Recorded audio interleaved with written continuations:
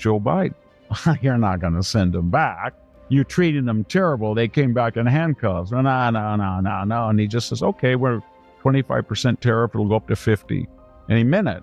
And then they said, well, we're going to have a trade war. And they thought, oh, we have an economy 1% the size, basically the size of Fresno County or something, right? So we're not going to fight you after we took a deep breath. And so then that didn't work. So now they're arresting people, and they knew that where they were all the time. These were the loyal, law-abiding ICE border people. They said they were hitting their head against the wall. They were telling their supervisors, that guy is a murderer, and we know he's in Aurora. We know those people are in Manhattan. We know they're in the Bronx. We know they're in Fresno. And the boss would come back and said, I'm not going to get fired. Think of when you have the Senate today using the word in a video, and Gentleman Allen sent apologizing for using the word kazoo. And he was an independent maverick. He was hard to pin down politically.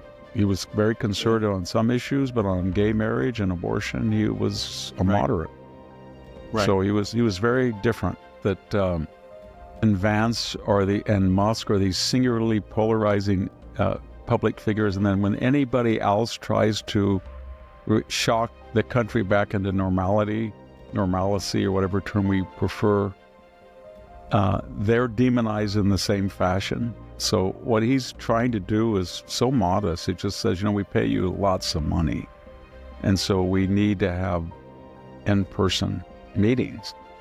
And I just don't think those guys have a lot of leverage. I really don't. I don't. If we arrest those guys, they'll wait till it all blows over and they'll fire me. And now it's the opposite. Trump is saying, we will fire you if you do not arrest them and follow the law. So that's what's happening. So now they have the last ditch effort. Remember, these people are insidious. They never give up. They remind me of the Tolkien character Smeagol Gollum. You can't get rid of him. I mean, you know what I mean? He's like a leftist. You can throw him off a cliff. You can make fun of him. They can threaten to kill. They can't get rid of him. He's just indestructible. And that's what they are. So, I mean, they're inert like Gollum was, and they're weak and they don't have real power, but they're insidious. So now the idea is the left comes up, well, what are we going to do now when they got the names and they're deporting? I know what we'll do. Remember all the guys in ICE that were left-wing? Let's just tell the Norteños, Sureños that they're coming, and then they can't arrest them. So in other words, they're going to break a few eggs on our nice open borders omelet. We don't care. That was their attitude. I've always liked about Jamie Dimon. I know that he was very critical of Trump, and then he was less critical. But every time they put him on the spot to make a predictable announcement, he always is unconventional. You know what I mean? Contrarian. He's very well spoken. I think he's a cancer survivor. I think Dimon, and I'll have to check this, people, so I'm just doing this by memory. I think he's from an Anatolian Greek family, isn't he? They're the toughest people in the world. They're the inheritors of the Byzantine Empire. I mean, they lived in the roughest neighborhood in the world, and 1 million of them were ethnically cleansed during the Smyrna disaster.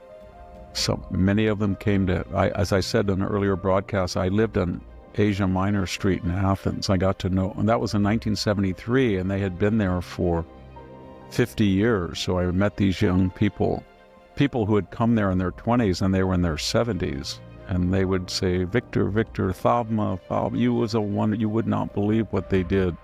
They drove us into the ocean. They burned our synagogues. They flayed our priests. They beheaded people. But they ethnically cleansed all of the remaining population that had been there for 3 millennia. So he's from that diaspora. Let's talk numbers.